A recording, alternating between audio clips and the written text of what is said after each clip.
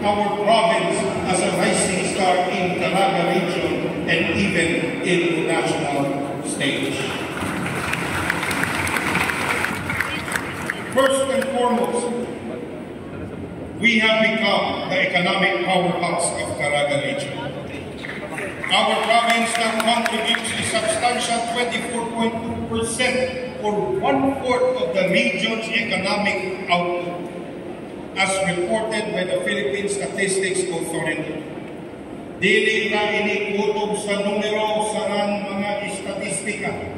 Girepresenta ni ini ang mga uswagong pagnegosyo, mga namugna na mga pagko na trabaho sa ang kalabuan sa pakinabuhian na nasinati ng ato mga kaigsunan Surigao.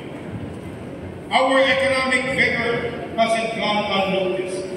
The Department of Trade and Industry has ranked Surigao del Norte as the most competitive province, with our own Surigao del Norte, Surigao City, leading as the most competitive component city, and the municipality of Claver as the most competitive municipality. This recognition reflects the dynamic and conducive business environment we've cultivated together. Sa tanan atong na naangko ng napasilunod, the one that brings me the greatest joy, ang pinakadako na atong kalipay na gibati, is our success in fighting poverty. In a region grappling with significant economic challenges, we have achieved the lowest poverty incidence among families, with the rate dropping to just 12.5% in 2023 compared to 27.4% in 2021 from the previous administration. Remarkably, we are the only province in the region where poverty rate did not rise despite enduring a major calamity. This accomplishment means that more of our families are enjoying better lives with increased opportunities and a brighter future ahead. We've also prioritized your safety and well-being ng Katawan Surigao.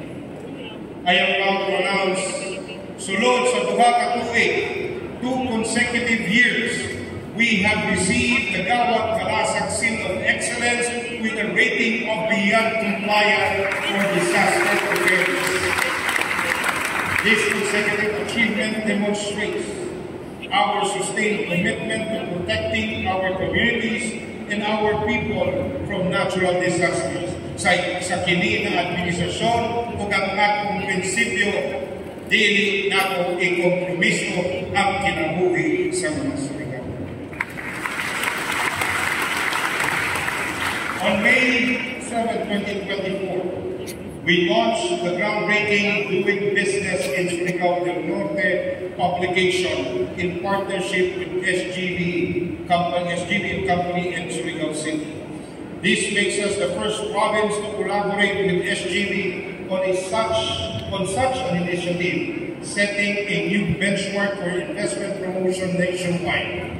The launch event, attended by no less than SGB Chairman Wilson Tan and various stakeholders, showcases our commitment to highlighting Surigao del Norte's investment potential to a global audience. As your governor, I am thrilled about the new opportunities this publication is creating for our province and all Surigaoans. On November 30, 2023, we signed a memorandum of agreement for the integration of the province-wide health system for universal health care. We are fully committed to adopting the health promotion framework strategy by 2030. In line with this commitment, I am honored to announce that our province has achieved 100% scorecard in the preparatory and organizational level maturity for UHC implementation. Notably, we are one of only 3, isa na kita sa tuyong kaprobinsya na napili sa entire nasod to reach this level of UHC maturity alongside with South Cotabato and Quirino Province. Pero mas dako ang akong ibating kalipay kumpara sa duha ka probinsya kay Surigao del Norte, Bajau ang ila gihimong numero 1.